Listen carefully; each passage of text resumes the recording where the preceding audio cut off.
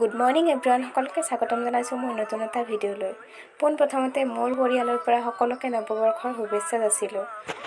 ব'লক তেতিয়াহ'লে গৰু বিহুত আমি কি কৰোঁ দেখাওঁ। কিন্তু ভিডিঅ'টো যাওঁতে বহুত দেৰি হৈ যাব কাৰণ মই এডিট কৰিব পৰা নাছিলোঁ। ব'লক, এয়া মায়ে লাও বেঙেনা কাটি আছে গৰুৰ মালা।